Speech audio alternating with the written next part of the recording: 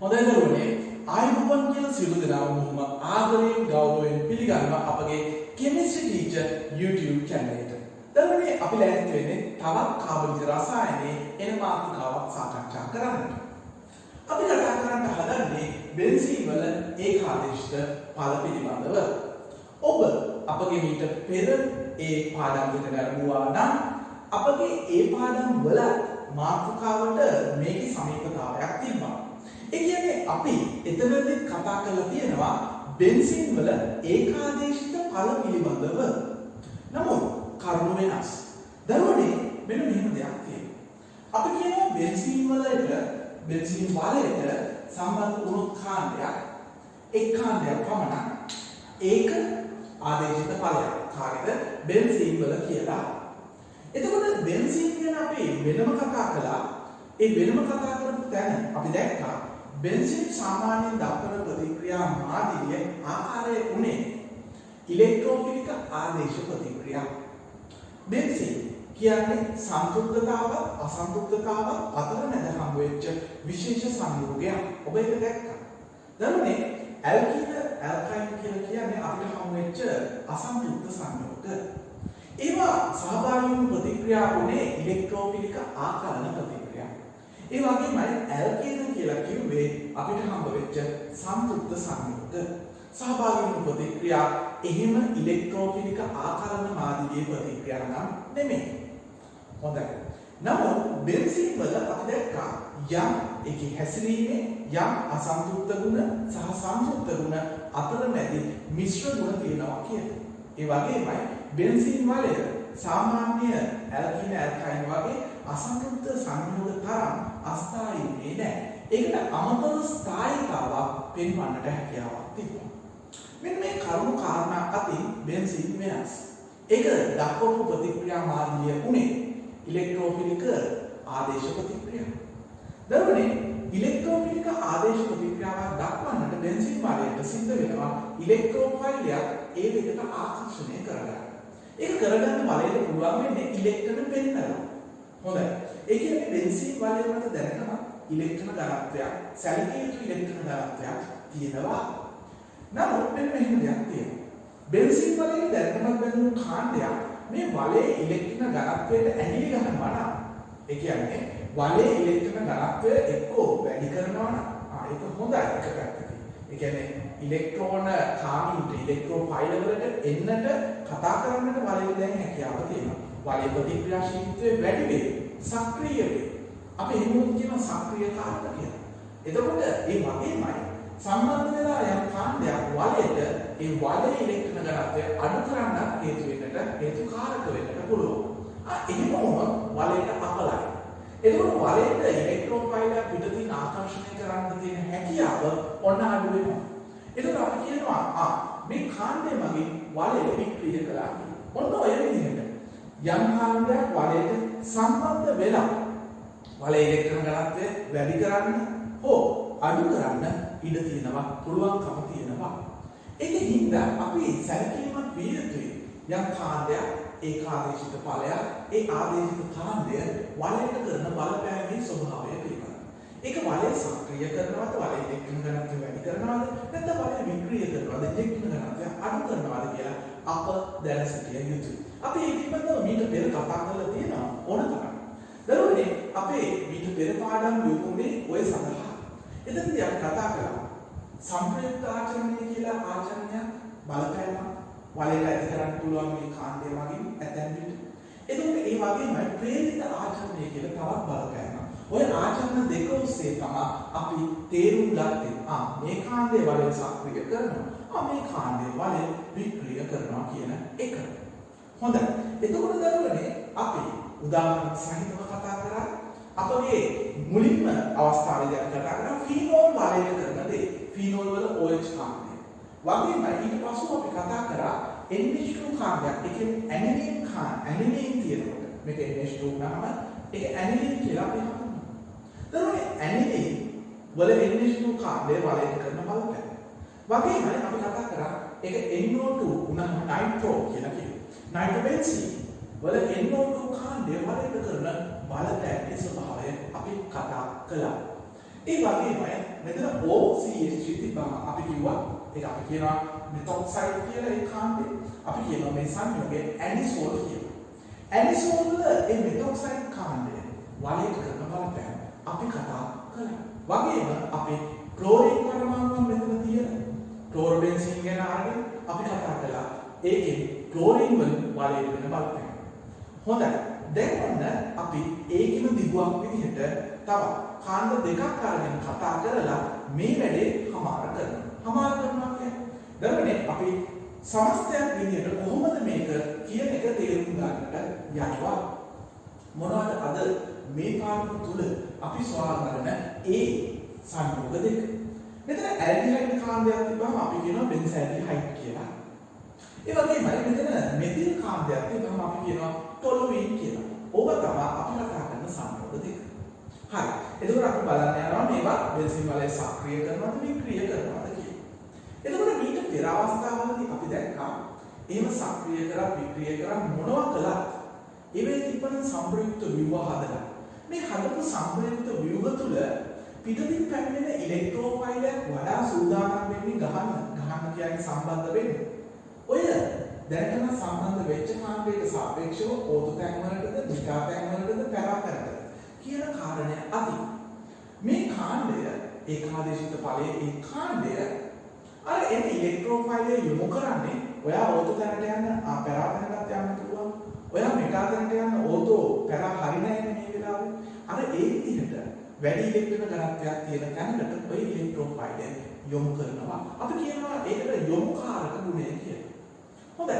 අපි සම්ප්‍රයුක්ත ව්‍යුහ අධ්‍යයනයේ මෙතෙක් කතා කරලා තියෙනවා යම් කාණ්ඩ 10ක්. ෆීනෝල් කතා කරා, ඇනිසෝල් කතා කරා, වගේම ඇනිලින් කතා කරා, ක්ලෝරෝබෙන්සීන් කතා කරා, ඕම්සියාලෝග ඕතුතර යොමුකාරක. වගේමයි අපි කතා කරා නයිට්‍රෝබෙන්සීන් ඒක මෙටා යොමුකාරකයක් වුණා. හොඳයි. ඒ විදිහට අපි මේවා ගැන සල්කාවා මොනවද කතා කරන්නේ? අපි කතා කරනවා බෙන්සල්ඩිහයිඩ් සහ ටොලුයින් වල කාණ්ඩවල ගුණ, කාණ්ඩවල බලපෑම, යොමුකාරක ගුණය සහ සක්‍රීය කාරක ගුණය. එහෙනම් අපි පළමුවට හැරෙමු. ඊළඟට ඔන්න අපි කතා කරන්න ලෑස්ති වෙන්නේ බෙන්සල්ඩිහයිඩ් පිළිබඳව. බෙන්සල්ඩිහයිඩ් නමින්ම කියන විදිහට වචනාර්ථයේ මේක ඇල්ඩිහයිඩ්. මේ කියන්නේ බෙන්සල්ඩිහයිඩ්. හොඳයි. දැන් බෙන්සල්ඩිහයිඩ් වල මේ ඇල්ඩිහයිඩ් කාණ්ඩේ වලයට වෙන බලපෑම, ඇති කරන බලපෑම. ඒක අර කරුණු දෙක ඔස්සේම අපිට සලකා බලන්න පුළුවන්. ඒක තමයි සම්ප්‍රයුක්ත ආචරණය. අපි බලමු මේකේ සම්ප්‍රයුක්ත ආචරණය කොහොමද යෙදලා තියෙන්නේ කියලා. දරුවනේ මේකේ සම්ප්‍රයුක්ත ආචරණයක් තේරුම් ගන්නට නම් අපිට සිද්ධ වෙනවා මේකට සම්ප්‍රයුක්ත ව්‍යුහ අඳින්න ඇඳලා බලන්න. ඉතින් මීට පෙර මම මෙන්න මේ කාරණය සඳහන් කරලා තියෙනවා. ඔබ සම්ප්‍රයුක්ත ආචරණයක් සලකනවා නම් ඒ ඒකාදේශිත ඵලයට ඒ කාණ්ඩයෙන් වෙන බලපෑම සම්ප්‍රයුක්තතාවය අරගෙන ඔබ මෙහෙම කරන්න වලයට ඍජුවම බැඳලා තියෙන පරමාණුව මත එකසරි ඉලෙක්ට්‍රෝන යුගලයක් තියෙනවද බලන්න. තියෙනවා නම් උත්තරය ඔව් නම් ඒ එකසරි ඉලෙක්ට්‍රෝන යුගලය මේ වලයේ පැත්තට ගෙනෙමින් පයිබන්ධනයක් මෙතන සාධන විදිහට එතෙන්ට ඒක යොමු කරමින් ඔබ සම්ප්‍රයුක්තතාව ආරම්භ කරන්න. නමුත් එහෙම එකක් නැත්තම් ඔන්න ඔබට එහෙම කරන්න බෑ. එහෙම වුණොත් ඔබ දෙවනුව බලන්න ඒ වලයට ඍජුවම බැඳලා තියෙන පරමාණු මත වෙනත් පරමාණුවක් සමග හදපු දිත්වෝ ත්‍රිත්ව බන්ධන තියනවාද කියලා. එතකොට එහෙම තියෙනවා නම් ඒ වෙනත් වැඩි විදුලිනතා සහිත පරමාණුවක් සමග හදපු හිම බන්ධන තියෙන අවස්ථාවල ඔබට පුළුවන් ඒ පයි බන්ධනය ඉවතට කඩමින් මේ වැඩේ කරන්න. අපි ඒක නයිට්‍රෝබෙන්සීන් වලදී දැක්කා. හොඳයි. දැන් ඔන්න ඔය අවස්ථා දෙකෙන් අපිට ඇවිල්ලා තියෙන්නේ එකසාරියුක්ම නෑ මේ පරමාණු මත ඍජුවම බැඳලා තියෙන කාබන්. ඒක මත නෑ. එහෙනම් අපිට සිද්ධ වෙනවා වලේ නිරුද්ධ ඉලෙක්ට්‍රෝන යවන්න. ඒ කියන්නේ මේ පයි බන්ධනය ඔක්සිජන් මත කඩමින් මේ වැඩේ පටන් ගන්නවා. දැනටමත් මේ ඔක්සිජන් මත එකසාරියුක්ම දෙකක් තියෙනවා. මේක තමයි සම්ප්‍රයුක්තතාව ආරම්භ කරන්න වෙන්නේ. එතකොට මෙතන කාබන් මත බන්ධන තුනයි වෙන්නේ. ඒ බන්ධන තුන හතර කරන්න මේ පයි බන්ධනයේ ඉලෙක්ට්‍රෝන යොමුව යනවා මේ කාබන් සහ මේ කාබන් අතර නව පයි බන්ධනයක් හදමින් ඔන්න අපිට පළමු සංප්‍රයුක්ත ව්‍යුහය මෙහිම දක්වන්න පුළුවන් ලැබෙනවා කියලා. මේ පය බන්ධනය එසේම තියෙනවා. මෙතන දැන් අලුත් පය බන්ධනයක් නිර්මාණය වෙලා ඉන්න දිත්ත බන්ධනයක්. මේවස් ඒක බන්ධන බවට පත් වෙලා එක සැරේම මෙතන තුනක් තියෙනවා. වැඩිපුර ඉලෙක්ට්‍රෝනයක් අහුවාවක් පේන හින්දා ඍණ ආරෝපණයක් දානවා සහ මෙතන H. දැන් මෙතන මේ පය බන්ධනයක් තිබ්බා. ඒ පය බන්ධනයේ ඉලෙක්ට්‍රෝන දීලා තිබ්බේ මේ කාබන් එකයි මේ කාබන් එකයි වශයෙන්. එතකොට මේ කාබන්ගේ ඉලෙක්ට්‍රෝනේ තාම මේ කාබන් සහ මේ කාබන් අතර මේ පය බන්ධනය තාම තියෙන හින්දා තියෙනවා. නමුත් මේ කාබන්ට එයාගේ ඉලෙක්ට්‍රෝනය අහිමි වෙනවා. එයාට ධන ආරෝපණයක් ලැබෙනවා. ඔන්න පළවෙනි දෙයට අපිට ඕන එකක් ලබා ගන්න පුළුවන්. ඊළඟට මේ පය බන්ධනය බිඳිනවා මෙතෙන්ට. බිඳින අලුත් පය බන්ධනයක් එතන හදනවා. එතකොට මොකද වෙන්නේ? එතකොට වෙන්නේ මෙහෙම එකක්. දරුවනේ අලුත් සංප්‍රයුක්ත ව්‍යුහයක් ලැබෙනවා. ඒ ලැබෙන එකේ මේ බිඳු බන්ධනය එසේමයි. එතකොට මෙතන එක සැරයකට තුන එසේමයි. ඍණ ආරෝපණය එසේම තිබියදී H එක තියෙනවා. එතකොට දැන් අලුත් පය බන්ධනයක් මෙතන හැදෙනවා. මෙතන තිබ්බ පය බන්ධනය මේ කාබන්ට ඒ වාන්දියේ වන්න සිද්ධ වෙනවා. යාගේ ඉලෙක්ට්‍රෝනයක් අහිමි වෙලා තියෙනවා. ඇත්තටම බැලුවම සිද්ධ වෙලා තියෙන දේ තමයි මේ ධන ආරෝපණය මෙතෙන්ට ස්ථාන මාරු වුණා. අපි කියන තැන වෙනස් වුණා. විස්ථානගත වුණා කියලා. හොඳයි. ඊළඟට තවත් පය බන්ධනයක් මෙතනින් බිඳෙනවා. මෙතෙන්ට අලුත් පය බන්ධනයක් හදන්න යොමු වෙනවා. එතකොට මොකද වෙන්නේ? එතකොට වෙන්නේ ඔබට ලැබෙනවා මෙන්න මෙන්න තවත් සංප්‍රයුක්ත ව්‍යුහයක්. මේ පය බන්ධනයේ එසේම තියෙනවා. අලුත් පය බන්ධනයක් මෙතන හැදලා මෙතන දිත්තු බන්ධනය මේක ඔක්සිජන්ට හයිඩ්‍රජන්ට එක සැරයක්ම තුනයි. මේක ඍණ ආරෝපණය තාමත් තියෙනවා. දැන් මේ පය බන්ධනයේ බිඳුණා මෙතන තියෙන එකක්. ඒ පය බන්ධනයේ ඉලෙක්ට්‍රෝන යොමු දෙන්නේ මේ කාබන් එකයි මේ කාබන් එකයි. මේ කාබන්ට දැන් එයාගේ ඉලෙක්ට්‍රෝන අහිමි වෙලා එතෙන්ට ධන ආරෝපණයක් ඇතිලා. ඔන්න මට අවසාන සංප්‍රයුක්ත ව්‍යුහය දක්වන්නට දැන් පුළුවන්. ඒ තමයි මේ පය බන්ධනය නැවත මෙතෙන්ට කැඩිලා අලුත් පය බන්ධනයක් එතන හදලා දෙනවා. මේ එක සැරයක්ම තුනේ එකක් පාවිච්චි වෙලා නැවත CO දිත්ත බන්ධනය හදා ගන්නවා. හොඳයි. එතකොට ඔන්න අපිට පුළුවන් වෙනවා මෙන්න මෙහෙම නැවත පය බන්ධන තුනක් දාලා ඇල්ඩිහයිඩ් කාණ්ඩය නැවත පෙන්වන්නට වලය මත දැන් ඔන්න අතිරේකව එහෙම ආරෝපණ දක්වන්නට අවශ්‍ය වෙන්නේ නැහැ. ඔක තමයි සංප්‍රයුක්ත ආචරණය. ඔබ නිරීක්ෂණය කරොත් මේ සංප්‍රයුක්ත ආචරණය හදලා තියෙන සංප්‍රයුක්ත ව්‍යුහය. ඔබට තේරෙනවා බලයෙන් ඉවතට තමයි මේ ඉලෙක්ට්‍රෝන අවසානයේ ඇදිලා තියෙන්නේ මේ සංප්‍රයුක්ත ආචරණය පුරාවට කියන්නේ. ඒ කියන්නේ මේ සංප්‍රයුක්ත ව්‍යුහ තුනදී මේ බෙන්සීන් වලේ ධන එකක ආරෝපණයක් පවතිනවා. ඒ කියන්නේ ඉලෙක්ට්‍රෝන එකක ඌනතාවක් තියෙනවා. එහෙනම් ඉලෙක්ට්‍රෝන අඩු කිරීමක් තමයි අපිට මේ සංප්‍රයුක්ත ආචරණය බලාපොරොත්තු වෙන්න පුළුවන්. වලේ ඉලෙක්ට්‍රෝන ගණන්ය අඩු කිරීමට බලපාන ආකාරයේ සංප්‍රයුක්ත ආචරණයක්. ඊළඟට ඒකෙන්ද මේක ධන නෙමේ ඍණ සංප්‍රයුක්ත ආචරණයක් කියලා අපිට හඳුන්වන්නට පුළුවන්. එහෙනම් සංප්‍රයුක්ත ආචරණයේ වර්ගය ඍණ සංප්‍රයුක්ත යක් තමයි. ඍණ සංප්‍රයුක්ත ආචරණය. හොඳයි. දැන් එහෙනම් අපිට ඉතුරු වෙලා තියෙන අනිත් ආචරණය තියනවා නම් ඒකේ ස්වභාවය කොහොමද කියලා බලන්න. දැන් අපි ඒක ප්‍රේරිත ආචරණය. අනිත් ආචරණය ප්‍රේරිත ආචරණය. අපි බලමු මේ බෙන්සල්ඩිහයිඩ් වල ප්‍රේරිත ආචරණය කෙබඳුද කියලා. ප්‍රේරිත ආචරණය. හොඳයි. දරුවනේ අපි හොයාගෙන යනකොට කොහොමද මේ බෙන්සල්ඩිහයිඩ් වල ප්‍රේරිත ආචරණය යෙදෙන්නේ කියලා. මේ බලන්න. මෙන්න බෙන්සීන් වලය මෙන්න ඇල්ඩිහයිඩ් කාණ්ඩය. දැන් මොකක්ද ප්‍රේරිත ආචරණය කියන්නේ? මේ බෙන්සීන් වලේ මේ කාබන් සමග මේ කාබන් බැඳලා තියෙන මේ බන්ධනය සිග්මා බන්ධනය. මේ සිග්මා බන්ධනයේ තියෙන ඉලෙක්ට්‍රෝන වලාව එක් පරමාණුවක් දෙසට වැඩිපුර ඇදෙනවා නම් විද්‍යුත් ඍණතාව වෙනසක් වැනි කාරණයක් කාරණ කොටගෙන අපි ඒකට කියනවා ප්‍රේරිත ආචරණයක් කියලා. එතකොට මෙතන විද්‍යුත් ඍණතා වෙනසක් එකම වර්ගයේ පරමාණුනේ සැලකිය යුතු විද්‍යුත් ඍණතාව වෙනසක් පෙනෙන්නට නැහැ. ඒක එහෙම වුණත් මෙතන තියෙන වඩා විද්‍යුත් ඍණ O පරමාණුව බැඳලා O පරමාණුවක් බැඳලා ඒක කාබන්ගේ ඉලෙක්ට්‍රෝන මේ ඉවතට ඇදීමක් සිද්ධ වෙන හින්දා අපිට කියන්න පුළුවන්කමක් තියෙනවා සුළු වශයෙන් මේ සිග්මා බන්ධනයේ තියෙන ඉලෙක්ට්‍රෝන වලාව මේ පිටත තියෙන කාබන් පැත්තට ඇදෙනවා කියලා. නමුත් ඒක ඉතා ප්‍රබල එකක් නෙමෙයි. අපි ඒක හින්දා අපි මේ හඳුන්වන්නේ විදුලිතා වෙනසක් සැලකිය යුතු එකක් නැත. ඒකින් හින්දා ප්‍රේරිත ආචරණයක් නැත කියන තත්ත්වයේදී මේක දරුවනේ ප්‍රේරිත ආචරණයක්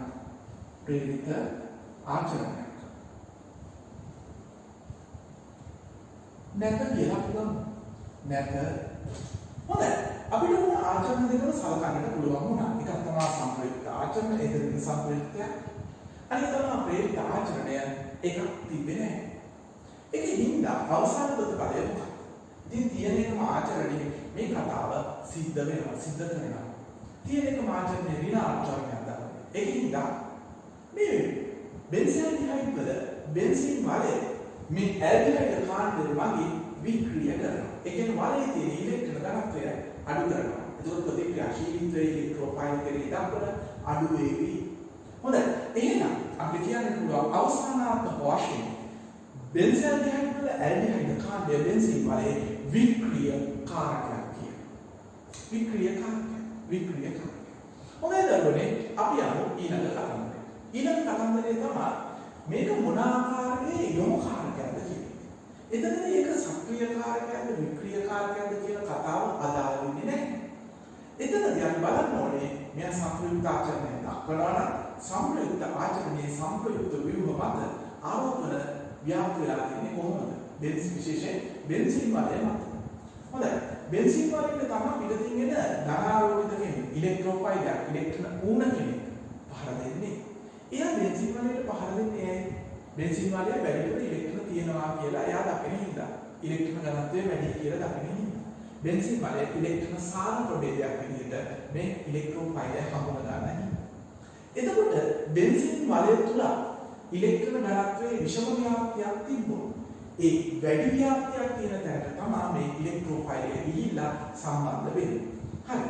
එහෙම බැලුවොත් මේ සම්ප්‍රයුක්ත ව්‍යුහවල මේ ස්ථානය අපි කියන O2 කියලා. මෙතන සිට මේ කාබන් එක කාබන් කිව්වොත් මෙතන 2 3 4 5 6. 2 සහ 6 ස්ථාන අපි කියනවා O2 කියලා. එතකොට O2 ස්ථානයේ වල ධනාරෝපණයක් තියෙනවා. එහෙනම් ඉලෙක්ට්‍රෝෆයිල් සම්බන්ධ වීමට නැඹුරුතාවයේ අඩු ප්‍රදේශයක් තමයි ඉලෙක්ට්‍රෝෆයිල් එක තමයි ධන වෙනවා. එයා ධනට කැමති නැහැ. එතකොට ආපහු මේ පැරාස්ථානය හතරවෙනි ස්ථානය අපි හඳුන්වනවා. ඒකට සාපේක්ෂව පැරාස්ථානය කියලා.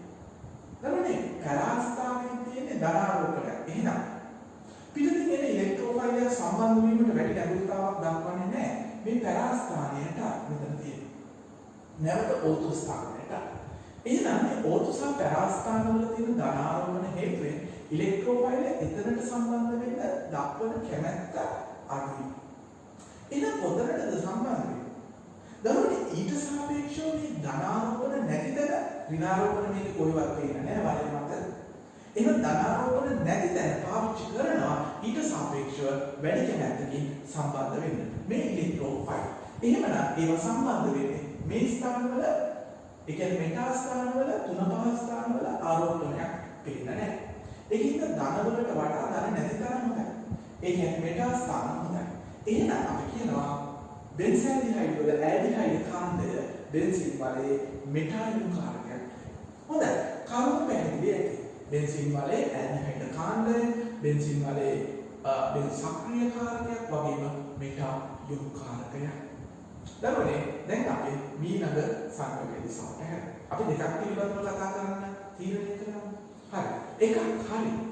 ඒක තමයි බෙන්සල්ඩිහයිඩ්. දෙක මොකක්ද? දෙක තමයි දරුවනේ තොලුවී. හොඳයි.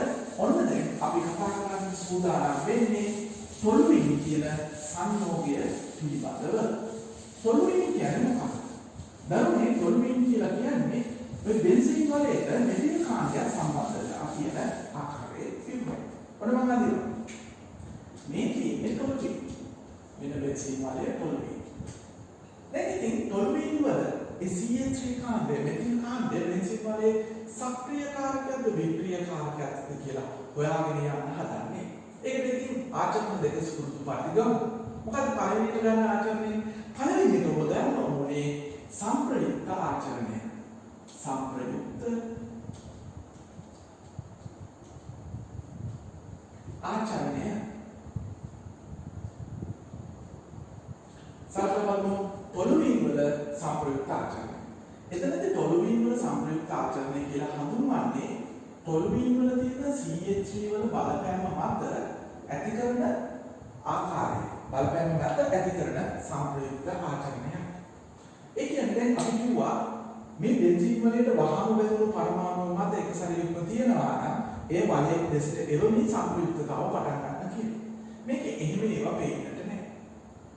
දෙවනට අපි කිව්වා හරි ඒක කමක් නැහැ. බෙන්සීන් වලට වහම බෙදලා තියෙන පරමාණු මත ද්විත්ව හෝ ත්‍රිත්ව බන්ධන වෙන පරමාණු සමග තියෙනවා නම් ඒ ද්විත්ව හෝ ත්‍රිත්ව බන්ධනයේ පයි බන්ධනය ඉවතට බිඳිමින් කතාව පටන් ගන්න කියලා.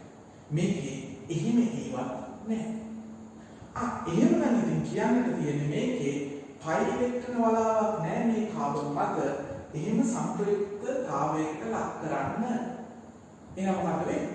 එහෙනම් මේකේ සංප්‍රයුක්ත ආචරණයක් නැත. සංප්‍රයුක්ත ආචරණයක් නැත. එහෙනම් අපිට බලාපොරොත්තු තියාගන්න වෙලා තියෙනවා ප්‍රේරිත ආචරණය පිළිබඳව.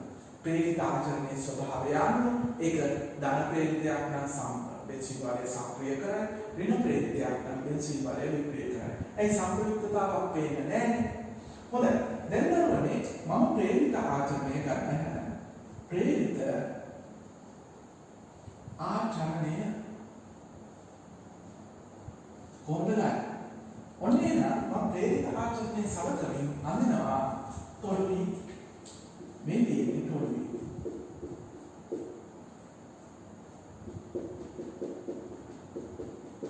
දැන් මෙතන කාබන් සහ මේ කාබන් වල දෙන්නේ ඒ දෙක අතර විද්‍යුත්තා වෙනස අපිට බලාපොරොත්තු වෙන්නට බෑ. එහෙමනම් අපිට පේනවා බැලුවට මේක ප්‍රේරිත ආචරණයක් නෑ කියලා. හෝ පොඩ්ඩක් කියන්න. දැන් අපි ඊට පෙර ඉගෙන ගත්තා මේ චතුස්තරීයව ව්‍යාප්ත වෙනකොට ඇල්කයිල් කාන්ද අනිත් පැත්තට හයිඩ්‍රජන් දාන්න. මෙහෙම ඇල්කයිල් කාන්ද මේ කාබන් සහ හයිඩ්‍රජන් අතර විද්‍යුත්තා වෙනස කාරණා කොටගෙන සුළු ඍණ සුළු ධන සුළු ධන සුළු ඍණ සුළු ධන සුළු ඍණ විදිහට මේ ඉලෙක්ට්‍රෝන වලා මේ පැත්තට එනකොට මේ සම්බන්ධිත බන්ධනය ඔස්සේ ඉලෙක්ට්‍රෝන තල්ලු කිරීමකට ලක් කරනවා ඒ කාන්දය. අපි ඒක හඳුන්වනවා මොනවද? අපි කියන විකර්ෂක ඉලෙක්ට්‍රෝන විකර්ෂක කාන්ද කියලා. ඇල්කයිල් කාන්ද ඉලෙක්ට්‍රෝන විකර්ෂක කාන්ද කියලා අපි හඳුන්වලා තියෙනවා. ඒ තේරුමෙන් ගත්තම මේ මෙතිල් කාන්දේ ඉලෙක්ට්‍රෝන විකර්ෂක කාන්දයක් ලෙස හැසිරෙමින් අර බෙන්සීන් වලේ දෙසට සිග්මා බන්ධනය ඔස්සේ ඉලෙක්ට්‍රෝන තල්ලු කිරීම වැඩි ඉලෙක්ට්‍රෝන පීඩනයක් ඇති කිරීම සිද්ධ කරනවා. මේක හින්දා වලේ දෙසට ඉලෙක්ට්‍රෝන ලබා දෙන ගතිය ගුණයෙන් හින්දා අපි කියනවා මේකේ ඇති වෙන ප්‍රේරිත ආචරණය ධන ප්‍රේරිත ආචරණයක් කියලා. ධන ප්‍රේරිත ආචරණයක් කියලා. ඉතින් සංප්‍රයුක්ත ආචරණය නැතිකොටගෙන මේ ධන ප්‍රේරිත ආචරණයම ඇති කරන ධන බලපෑම හින්දා වලේ ඉලෙක්ට්‍රෝන වැඩි කරන බලපෑම හින්දා ඔය තොල්වීන් වල CH3 කාන්දය බෙන්සීන් වලේ සක්‍රිය කාරකයක් ලෙස මට හඳුන්වන්න පුළුවන්. හිතනවා තේරෙන්නද ඇති. මේකේ ඇල්කයිල් කාන්දයක් ඉලෙක්ට්‍රෝන විකර්ෂක කාන්දයක් ලෙස පවතිමින් එය වලේ දෙසට ඉලෙක්ට්‍රෝන තල්ලු කිරීමක් කරන සිග්මා බන්ධනය ඔස්සේ එබැවින් ධන ප්‍රේරිත ආචරණයක් ඇති කිරීමක් කරනවා. වලේ සක්‍රිය කරනවා වලේ ඉලෙක්ට්‍රෝන ඝනත්වය වැඩි කරනවා ප්‍රතික්‍රියාශීලීත්වය වැඩි කරනවා ඉලෙක්ට්‍රෝෆයිල් සමග. මේක ධන ප්‍රේරිත ආචරණයක්. හොඳයි. දැන් මේ ධන ප්‍රේරිත ආචරණයක් දක්වන හින්දා අපි දන්නවා CH3 කාණ්ඩය තොල්වීන් වල ඒක බෙන්සීන් වලේ සක්‍රිය කාරකයක්. දැන් අපිට ඉතුරු වෙලා තියෙන්නේ මේක මොන විදිහේ යොමු කාරකයක්ද කියලා බලන්න. හැබැයි මීට පෙර අපි මේ යොමු කාරක ගුණය හොයාගත්තේ තේරුම් ගත්තේ ඒක දක්වපු සංප්‍රයුක්ත ආචරණය. එහෙම නැත්නම් හදපු සංප්‍රයුක්ත ව්‍යුහ දිහා බලන්න. ඒ සංප්‍රයුක්ත ව්‍යුහවල තිබ්බ ඇතම් ස්ථානවල ඉලෙක්ට්‍රෝන ඝනත්වයේ වැඩි තැන්, ඒ කියන්නේ ඍණාරෝපණ තියෙනවා නම් එහෙම තැන්, ඉලෙක්ට්‍රෝන ඝනත්වයේ අඩු තැන්, ඒ කියන්නේ ධනාරෝපණ තියෙනවා නම් එහෙම තැන් දිහා බලලානේ අපි ඒක කොයි තැනකද මේ එන ඉලෙක්ට්‍රෝෆයිල් වැඩියෙන් සම්බන්ධ වෙන්න නැඹුරුතාවක් තියෙන, සම්භාවිතාවක් තියෙන කියලා තේරුම් ගත්තා. දැන් කොහොමද ඒක මේකට කරන්නේ? මොකද මේකේ සංප්‍රයුක්ත ආචරණ නැත. එහෙනම් අපිට මේකේ යොමුකාරක ගුණයක් නැහැ කියලාද තේරුම් ගන්න වෙන්නේ තොල්වීන් වල. ඒ කියන්නේ තොල්වීන් සමග සම්බන්ධ වෙන ඉලෙක්ට්‍රෝෆයිල් එකක් එනකොට ඒක එහෙම කිසිම විශේෂයක් නොකර ඕනම ස්ථානයකට ඕතොද මිටාද පැරාද එහෙම කියලා විශේෂයක් නොකර ඕනම ස්ථානයකට ඒ ඉලෙක්ට්‍රෝෆයිල් එක එන්නට ඉඩ දෙනවාද? දැන් පිළිතුර නැත. පිළිතුර වෙන්නේ ටොලුමින් වල CH3 කාණ්ඩය බෙන්සීන් වලේ ඕත පැරා යොමු කාර්යයක් කියන එක. දැන් කොහොමද අපි මේ කතාව තේරුම් ගන්නේ? මේ කතාවෙන් තේරුම් කරවන්නට බැරි වෙනවා අර ටොලුමින් වල CH3 කාණ්ඩයේ සංප්‍රයුක්ත ආචරණයකට හවුල් නොවන හින්දා ඒ විදිහට. නමුත් තව විදිහකට මේක තේරුම් ගන්නට පුළුවන්. දෙයක් කරන්නට එක විදිහක් නෙමෙයි තියෙන්නේ. දෙයක් තේරුම් ගන්නටත් එක විදිහක් නෙමෙයි තියෙන්නේ. තව විදිහ තියෙනවා. හරි. මේ තව විදිහක් ගැන කියන්නයි හරි. මම මෙන්න මෙහෙම ප්‍රවේශය ගන්න. දැන් ඔබ කල්පනා කරන්න බෙන්සීන් වලට සම්බන්ධ වෙන ඉලෙක්ට්‍රෝෆයිල්. අපි ඒක හඳුන්වමුකෝ E+ කියලා. මේ තමයි ඉලෙක්ට්‍රෝෆයිල්. එතකොට මේ ඉලෙක්ට්‍රෝෆයිල් එකේ බලයට සම්බන්ධ වෙන ප්‍රතික්‍රියාව ගැන කල්පනා කරන්න. මේව සම්බන්ධ වෙනවා. එතකොට මේ කාබන් වල තිබ්බ හයිඩ්‍රජන් කෙනෙක්. ඒ හයිඩ්‍රජන් ඉවත් වෙලා ඒ වෙනකොට මේ E එක ඉලෙක්ට්‍රෝෆයිල් එක සම්බන්ධ වුණා. ඉතින් මේ E සඳහා අපි විවිධ කාණ්ඩ සලකලා බැලුවනේ. අපි වරක දැක්ක මේ E සඳහා ගන්න පුළුවන් කියලා ඇල්කයිල් කාණ්ඩය CH3+ එකක්. තවත් වරක දැක්කා ඒකට NO2+ එකක්. ඒ කියන්නේ නයිට්‍රෝජන් අයනයක් ගන්න පුළුවන් කියන්නේ. තවත් තැනක දැක්කා ඒකට හැරිදෙන පරමාණුවක් ක්ලෝරෝ කැටයන් ගන්න පුළුවන් කියන්නේ. තවත් තැනකදී අපි දැක්කා ඒකට ඒසයිල් කාණ්ඩයක් මෙහෙම ගන්න පුළුවන් කියලා. මේ ආදී ලෙස කොටගෙන අපි විවිධ ඉලෙක්ට්‍රෝෆයිල් ලැබෙන ප්‍රතික්‍රියා කතා කරලා තියෙනවා.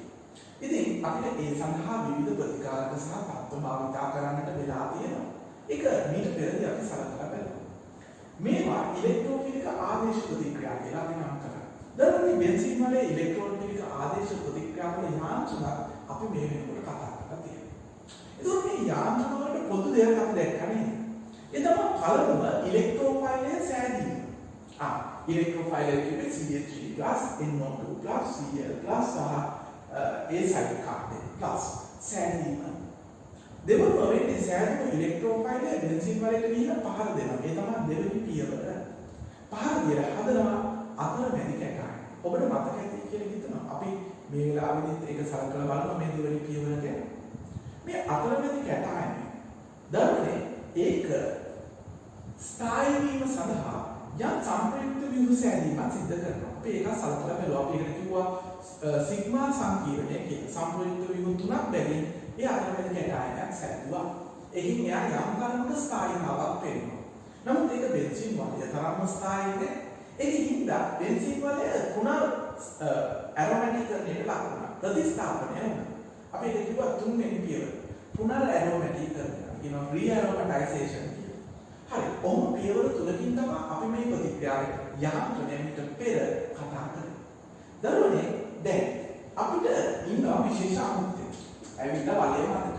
ඒ අමුත්ත තමයි CH3. දැන් ටොලුමින්. එතකොට ටොලුමින් වලට ඔය කියන ඉලෙක්ට්‍රෝෆයිල් එක ගැහුවොත් එයා ටොලුමින් වල කොතෙන්ද ගහන්නේ? හැම තැනකම එක ආකාරයකට ගහනවාද? එතකොට මම ටොලුමින් අදගෙන යන්නේ. මෙහෙම තුනක්. දැන් කොහොමද මේ E සම්බන්ධ වෙන්නේ කොහෙද? එතකොට මෙතෙන්ටද සම්බන්ධ වෙන්නේ එහෙම නැත්නම් මෙතෙන්ටද සම්බන්ධ වෙන්නේ එහෙම නැත්නම් මෙතෙන්ටද සම්බන්ධ වෙන්නේ. ඕක තමයි වෙනස් තැන. අපෝ මෙතෙන්ට කියලා කිව්වොත් ඒක මේකම අනිත් පැත්ත හරවු වෙනවා. මෙතෙන්ට කියලා කිව්වොත් ඒක මේකම අනිත් පැත්ත හරවු වෙනවා. මේක ඕතෝ, මේක මෙටා, මේක පැරා පද.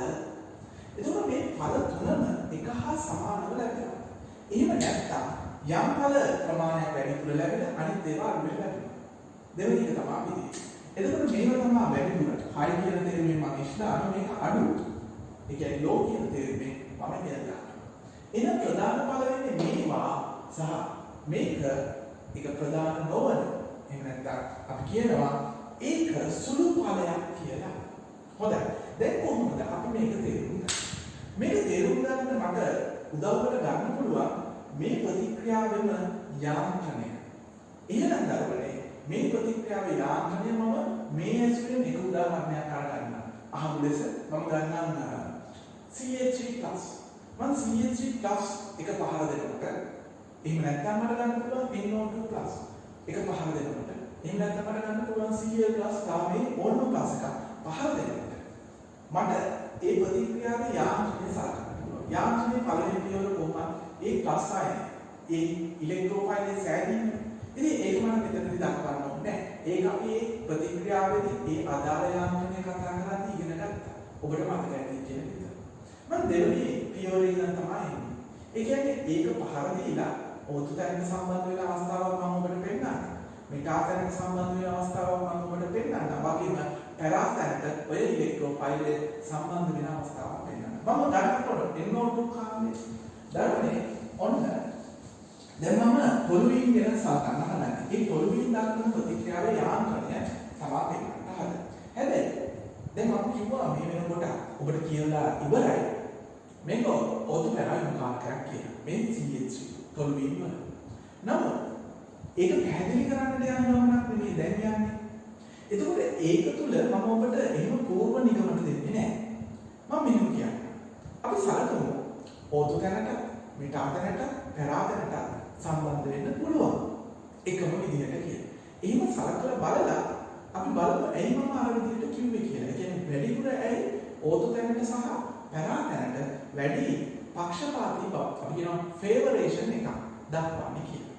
අපි ඒක හොයලා බලමු. එන්න මෙහෙම මට ඒක check පුළුවන්. ඔන්න මම තොලුවීන් ගත්තා. ඒ තොලුවීන් වලට නයිට්‍රෝ කැලක් මම ගන්නවා. මට ඕන එකක් ගන්න පුළුවන් අර කියපු ඉලෙක්ට්‍රෝෆයිල් වල. එතකොට මේ තමයි නයිට්‍රෝනියම් අයන. ඒක ගහන්නයි සූදානම් වෙන්නේ. පහර දෙන්නයි සූදානම් වෙන්නේ. මගේ පළවෙනි අවශ්‍ය විදිහ තමයි මම පෙන්නන්න හදන එක තමයි ඒක වදින්නේ ඒක සම්බන්ධ වෙන්නේ ඕතු තැනට කියලා. එතකොට මේ ඕතු තැනට සම්බන්ධ වෙනවා නම් මෙතෙන්ට තමයි නයිට්‍රෝ සම්බන්ධ වෙන්නේ. එතකොට දෙවෙනි අවස්ථාවේ මම කියන්න හදනවා නෑ ඕතු තැනට නෙමෙයි. එයා සම්බන්ධ වෙන්නේ මම ඇතුළේ බලන්න දැන් කමින් නැතුව ඉන්න වැඩි ඉස්සරහට මම වෙන්නනම් මොකද වෙන්නේ? ඒකට සාපේක්ෂව මෙටා තැනට නයිට්‍රෝ එක සම්බන්ධ වෙන්නේ කියලා මම ගන්නවා. ඊට පස්සේ ඊළඟට මම ගන්න අවස්ථාවක් නෑ. එතනටත් නෙමෙයි මේක සම්බන්ධ වෙන්නේ. මේ මෙතනට සාපේක්ෂව පැරාතැනට තමයි මේ නයිට්‍රෝ එක සම්බන්ධ වෙන්නේ. කියලා මම අවස්ථා තුනටම ඉඩ දෙන්නම්. දැන් පළවෙනි අවස්ථාව සිදු වෙනකොට ඒ පහර දීම මට පෙන්නන්නට පුළුවන් මේකෙන් මේකට ගන්නවා. නමුත් අපි ඊතලේ ඊක්ස් දාන්නේ මේ පයි බන්ධනයේ සිට අනිත් පැත්තට ඉලෙක්ට්‍රෝන ගමන් කරන දිශාව තමයි අපි යාන්ත්‍රණ වලදී පෙන්නන්නේ.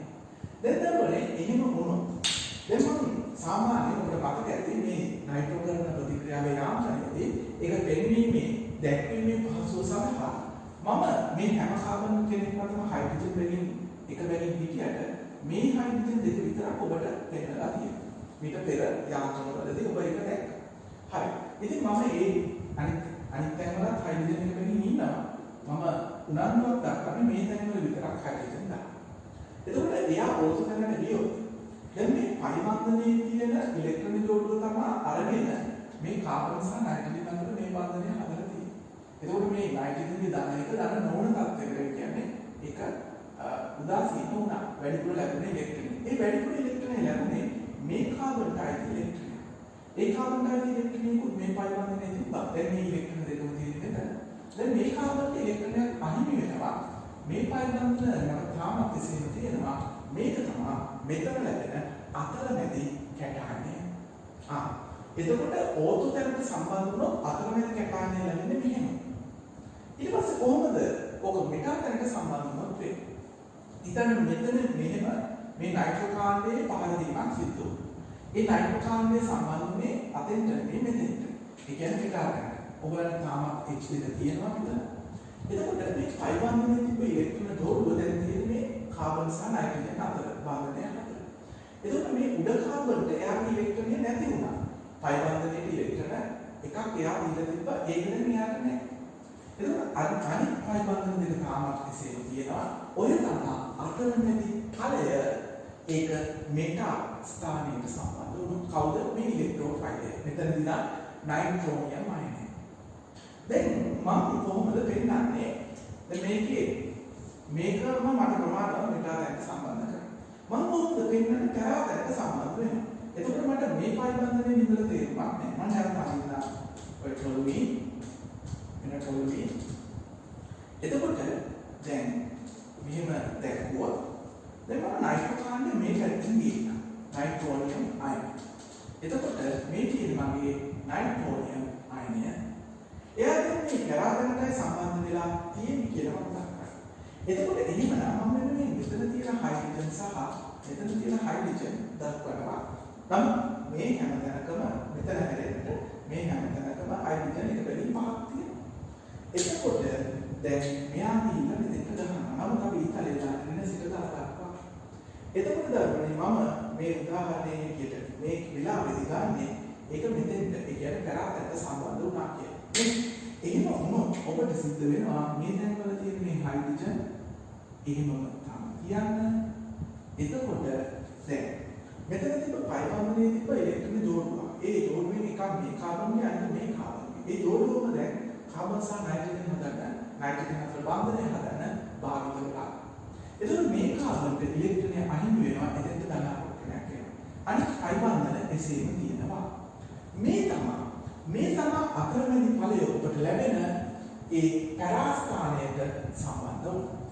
දැන් අපි කතා කරලා තියෙන මේ යාන්ත්‍රණ සලකා බලද්දී මේ බෙන්සීන් කියන්නේ තරංග ස්ථායීතාවක් තියෙන ප්‍රභේදයක්. එතකොට මේ ඉලෙක්ට්‍රෝෆිලික ආදේශ ප්‍රතික්‍රියාවකට ලක් වෙද්දී කර්මව ඉලෙක්ට්‍රෝෆයිලය ගහලා මෙහෙම අතරමැදි ඵලයක් හදනවා. අතරමැදි කියන්නේ හරියක් හදනවා. හැබැයි ඉතින් ඒක බෙන්සීන් තරම් ස්ථායී නෑ. ඒ වුණාට ගාත්ම අස්ථායී නෑ. ඒකට හේතුව ඒකට යම් තරමක ස්ථායීතාවක් ලබා දෙනවා. සංප්‍රයුක්ත ඵල සෑදීමට ඒකට තියෙන හැකියාවමයි. අපි එහෙම සංප්‍රයුක්ත ඵලත් ඒ වෙලේ දැක්කුවා. ඒ එක් අතරමැදි ඵල ඒ අවස්ථාවේදී සලකනවා. එතකොට අපි සංප්‍රයුක්ත ඵල සියල්ලම එකට අරගෙන අපි ඒක හැදින්නුවා සිග්මා සංකීර්ණය කියලා.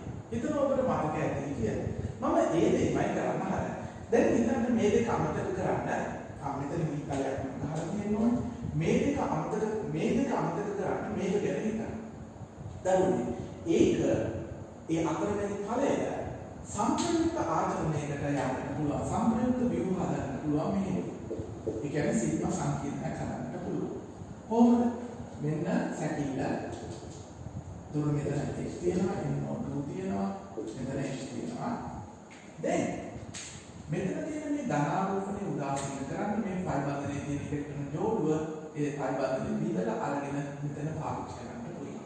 එතන නව පයි බන්ධනයක් හදලා දෙන්න පුළුවන්. එතකොට මේ පයි බන්ධනයේ තාම තියෙනවා. දැන් මේ පයි බන්ධනයේ ඉලෙක්ට්‍රෝන තිබ්බේ මේ කාබන්ගෙන් එකයි මේ කාබන්ගෙන් එකයි. මේ කාබන්ට හානියක් උනේ නැහැ. නමුත් මේ කාබන්ට ඉලෙක්ට්‍රෝනයක් ලැබුණා. ඒක මේ කාබන්ට අයිතිව තිබ්බ ඉලෙක්ට්‍රෝන. ඒකින්ද යාගේ ධනාරෝපණය නැති වෙනවා. එතකොට මේ කාබන්ට ඉලෙක්ට්‍රෝනයක් අහිමි වෙනවා. එයාට ධනාරෝපණයක් ඇති වෙනවා ඒක. ධනාරෝපණය තිබ්බ ස්ථාන මාරු වුණා. හරි. දැන් අපි ගියොත් තව සංප්‍රයුක්ත ව්‍යුහයක් ගන්න. දරුවනේ මේ පයි බන්ධනය බිඳිනවා මෙතෙන්ට පයි බන්ධනයක් අන්තිම හදන්නට. එතකොට මෙතෙන්ට මේ පයි බන්ධනයේ තිබු ඉලෙක්ට්‍රෝන ජෝඩුවම එන හින්දා මේකට ඉලෙක්ට්‍රෝනයක් ලැබිලා ඒක උදාසීන වෙනවා. එතකොට ඒ ඉලෙක්ට්‍රෝන ජෝඩුව තිබ්බේ මේ කාබන් සහ මේ කාබන් අතර. දැන් මේක තියෙන්නේ මේ කාබන් සහ මේ කාබන් අතර. මේ කාබන්ට හානියක් නැහැ. නමුත් මේ කාබන්ට වැඩිපුර ඉලෙක්ට්‍රෝනයක් ලැබෙනවා. එතකොට ඒකත් එක්ක අපි සංප්‍රයුක්ත ව්‍යුහය ඇන්දොත් දැන් වෙන සැකීල මේ තැන තිබ්බ පයි බන්ධනයක්. එතකොට මේවා n2 දැන් දරුවනේ මොකද වෙන්නේ? දැන් වෙන්නේ මෙතන තියෙන පයි බන්ධනය බිඳලා මෙතන අලුත් පයි බන්ධනයක් හැදිලා මෙතෙන්ද ධනාරෝපණයක් ලැබෙනවා. මේ කාබන්ට අර බෙන්සීන් වලේ තියෙන කාබන් අතර ධනාරෝපණය. ඒ කාබන් තමයි CH3 ඍජුවම බෙදලා තියෙන්නේ. ඔන්න ඔහොම අපිට සිග්මා සංකීර්ණයක් හදනවා පෙන්වන්න පුළුවන් මේ අතරමැදි අයනය. දැන් ඒ අතරමැදි දැන් හිතන්න මේ අතරමැදි අයනය. එතකොට මේකත් අමතක කරන්න. මේ අතරමැදි අයනයක් කොහෙන්ම විදිහට සිග්මා සංකීර්ණයක් හදන්න පුළුවන්. යාමත් සංප්‍රයුක්ත ආචරණයකට සම්බන්ධ වෙන්න පුළුවන් මේක. අපි කියනවා සැකීල. දැන් කොහොමද ඒක කරන්නේ? දැන් මෙතන පයි බන්ධනයේ බිඳිලා මෙතෙන්ට ඇවිල්ලා අලුත් පයි බන්ධනයක් හදන්නට පුළුවන්. ඒතකොට මතුවෙනවා. අර කලින් කිව්වා. එතකොට මෙතන තිබ්බ පරිබන්ධනය එසේමයි මෙතන අලුත් පරිබන්ධනයක් ලැබෙනවා. මෙතෙන් ධනාරෝපණය වෙනවා. දැන් ඊළඟට තවදුරටත් මේක සම්ප්‍රයුක්ත ආචරණයට ලක් වෙන්නට පුළුවන්. මෙන්න මේ. දරුවනේ මේවා තිබ්බ පරමාණු එහෙම මොකක්ද දක්වන්න. දැන් මොකද වෙන්නේ? දැන් මෙතන පරිබන්ධනය බිඳිලා අලුත් පරිබන්ධනයක් මෙතන හදනවා. එතකොට මෙතෙන්ට අලුත් පරිබන්ධනය ලැබෙන මේක තිබ්බ එක. දැන් මෙතෙන්ට ධනාරෝපණය මාරු වෙන ස්ථානාන්තය. මේ තමයි සිග්මා සංකීර්ණය. හදන මේ අතරමැදි කැටයනය. දැන් මොකද වෙන්නේ?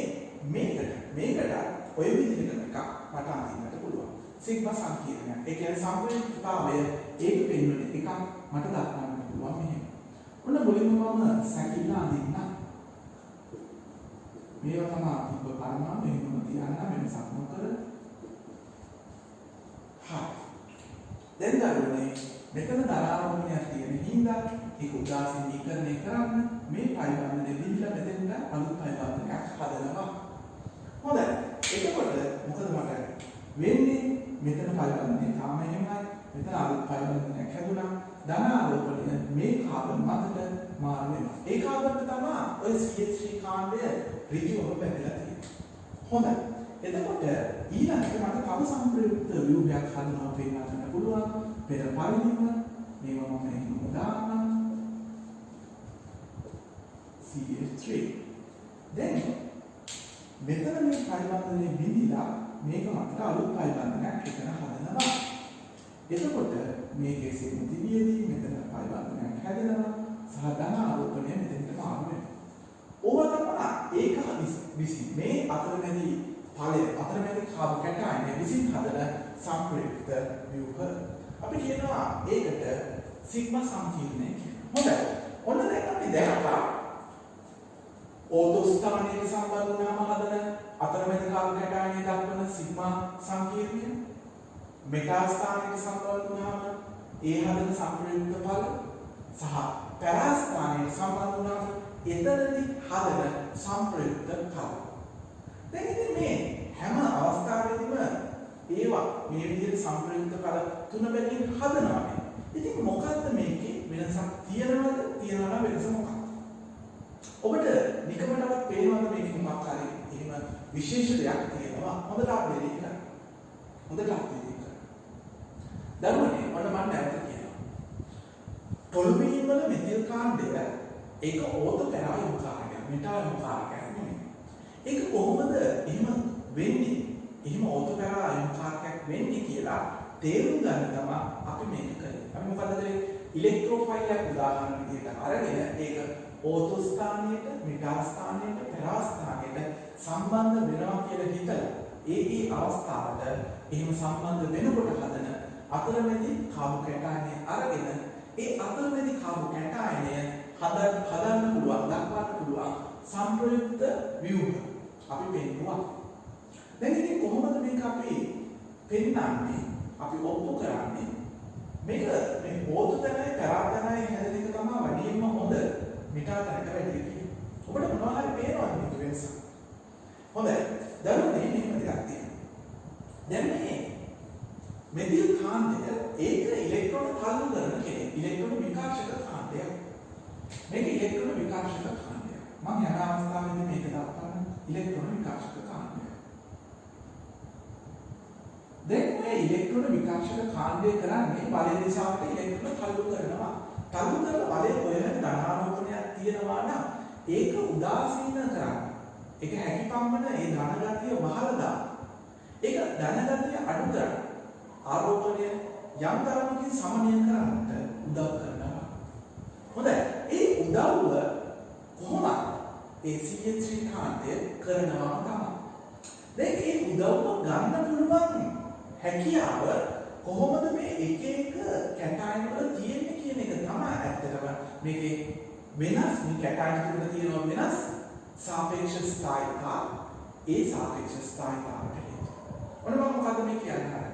දරුවනේ මේ අතරමැදි ඵල තුනක අතරමැදි කැටයන් තුනක මේ කැටයනේ ස්ථායීතාවයේ මේකට වඩා වැඩි. කොහොමද එහෙම කියන්නේ? එහෙම කියන්නේ මෙහෙමයි. දැන් මේ CH3 කාණ්ඩ ඉලෙක්ට්‍රෝන තල්ලු කරනවානේ වලය දිශාවට. තල්ලු කරන එක හොඳයි. වලයේ තියෙන ධනගතිය අඩු කරන්නට හේතු වෙන නිසා.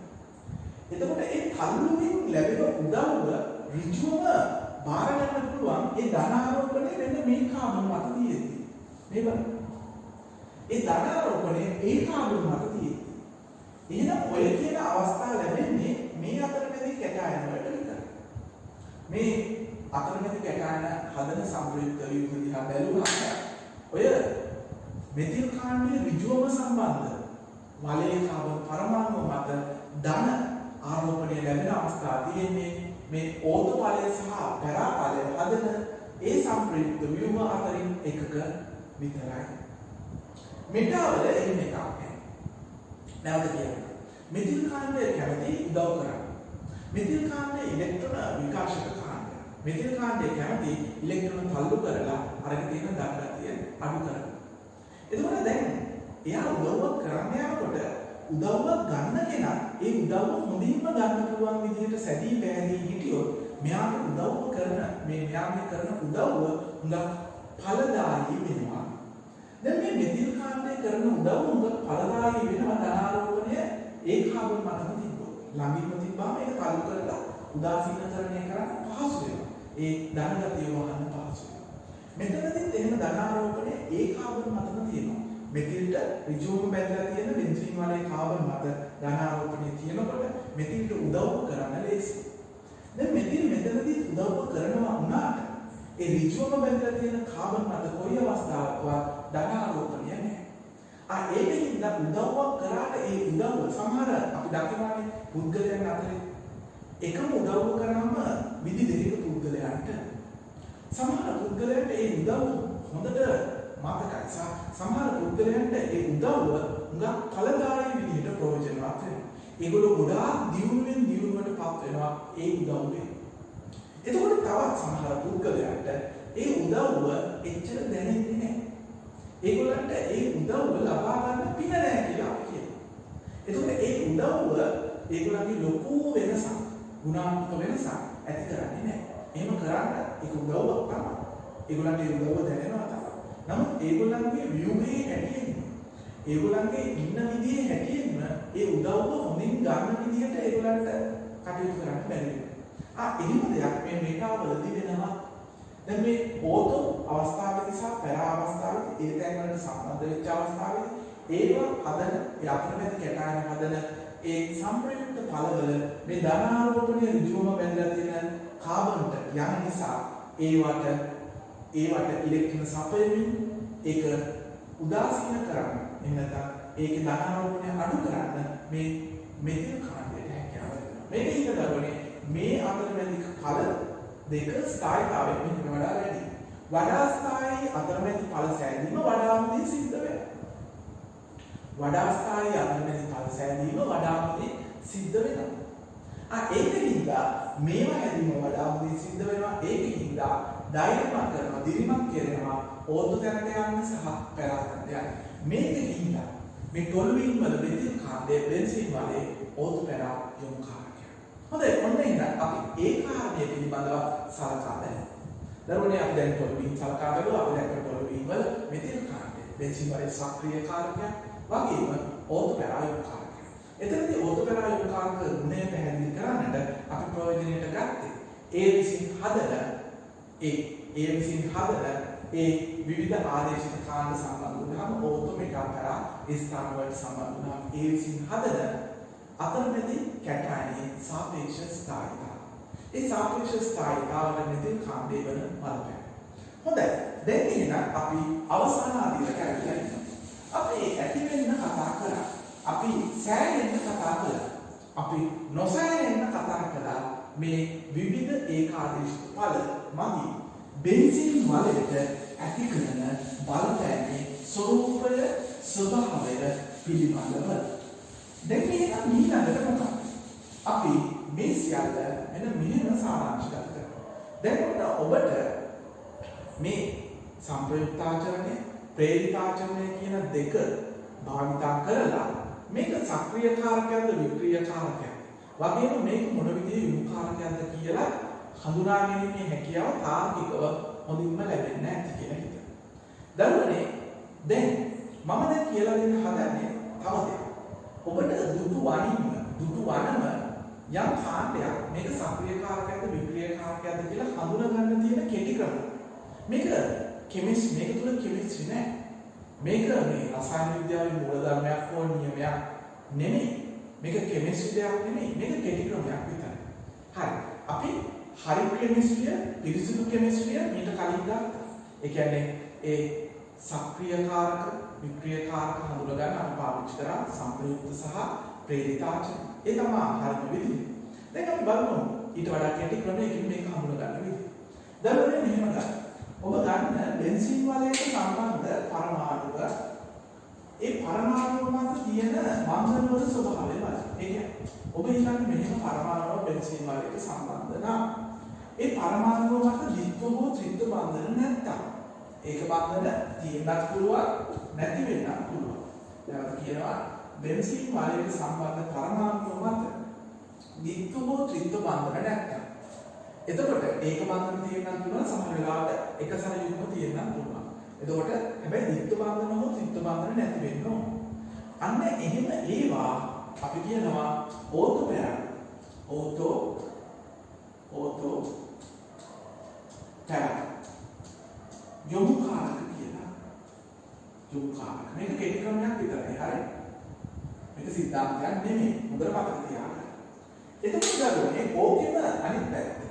අනිත් පැත්තෙන් බෙන්සීන් වලට වහාම බැඳුණු පරමාණුව මත මම ඒක T කියලා ගන්නම්. ඒක මත ද්විත්ව බන්ධන තියෙනවා නම් හෝ එහෙම බැඳුණු පරමාණුව මත මම ඒක E කියලා ගන්නම්. ඒක මත ත්‍රිත්ව බන්ධන තියෙනවා නම් ඔන්න අපි කියනවා ඒවා මෙටා යොමුකාරක. ඔහොම අපිට හඳුනා ගන්නට පුළුවන් කෙනෙක්ව එයා ඕතෝ පැරා යොමුකාරකයක්ද මෙටා යොමුකාරකයක්ද කියලා.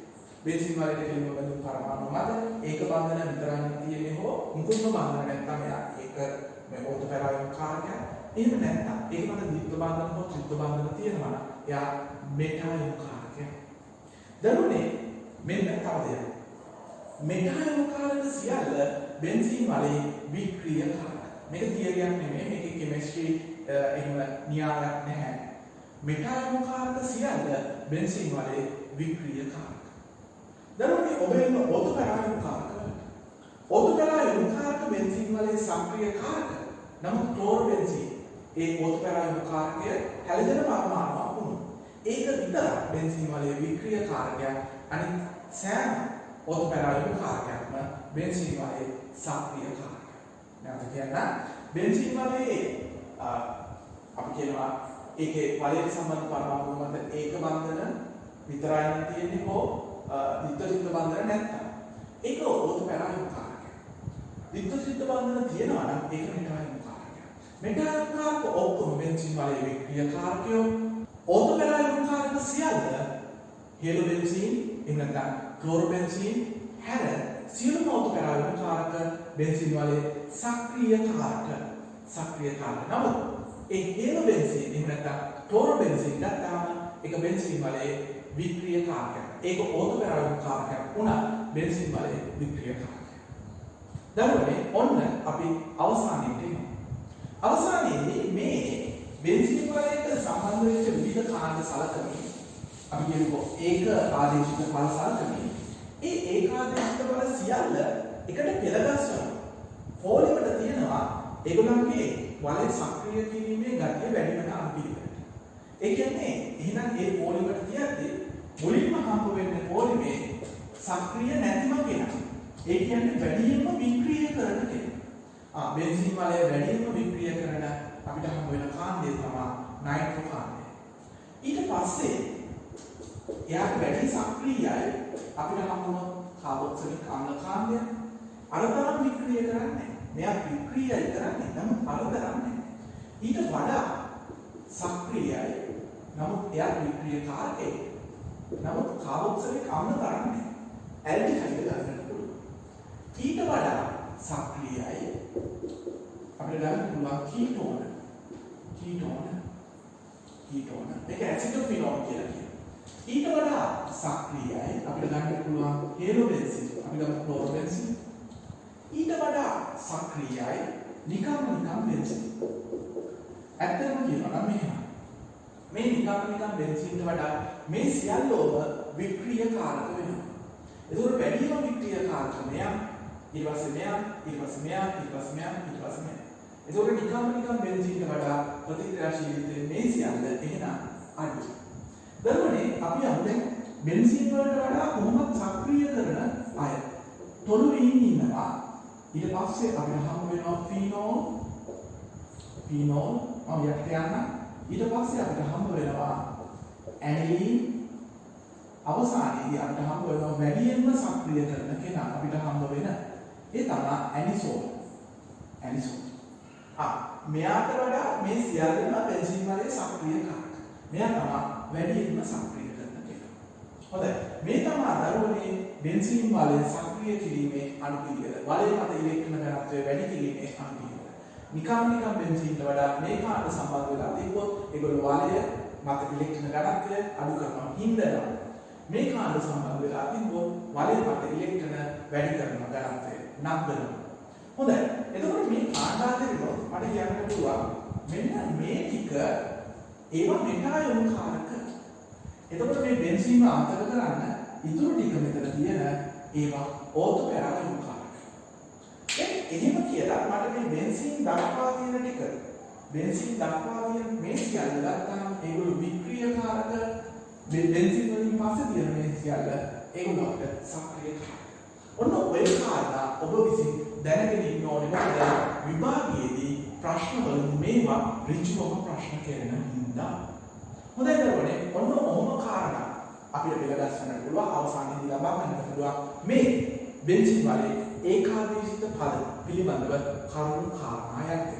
එතකොට අපිට හම්බ වෙනවා වලයට සාපේක්ෂව බෙන්සීන් වලට සාපේක්ෂව වලය වික්‍රිය කරන අය සක්‍රිය කරන අය. එතකොට ඒවා අතරින් මේ ටික තමයි මෙටායන කාරක, මේ ටික තමයි පොදු කරන කාරක. ඒවා ගත්තම අපිට හේතු විදිහට අර කියපු කලින් කියපු කාරණා සඳහන් කරන්න පුළුවන්. ඔබට තේරෙන්නට ඇති කියලා හිතනවා. මේකේ ලොකු මහා බරපතල සංකීර්ණ කිසිම දෙයක් නැහැ. මේක තියෙන්නේ හරිම සරල, ඒක තේරුම් ගන්න පහසු, ඊටාත්ම පහසු කාරණා, සරල කාරණා කීපයක් පමණමයි. හරිම සරල දේවල් ටික පමණමයි තියෙන්නේ. හැබැයි ඉතින් ඔබ හරි නිවැරදි හේතුන් දැනගෙන හිටියොත් හේතු ප්‍රත්‍ය අනුව මේක විනෝදයෙන් ඉගෙන ගන්න පුළුවන් විෂය කොටසක්. හොඳයි. දරුවනේ එහෙනම් ඔබගේ සමගන යන කාල වේලාව ඇවිල්ලා තියෙනවා. අපි මේ වීඩියෝවෙන් ඔබෙන් සමගින්න යනවා. නැවත ඔබව අපගේ මීළඟ පාඩමේ හමු වෙන බලාපොරොත්තු වෙනවා. ඔබ සමග